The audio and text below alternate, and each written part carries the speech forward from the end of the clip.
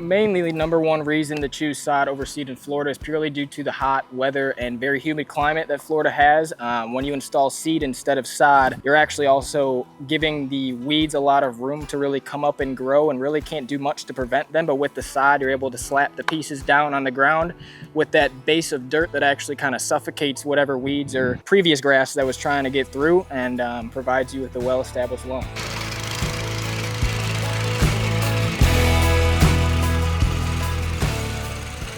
So choosing Sunrise actually provides you with the most experienced or best of the best that you could possibly get. When installing your sod, we take extra precaution in providing the most attention to detail that we possibly can, making sure the seams, the gaps, whatever else needs to be done is done, and that your yard is looking the best it can when we leave.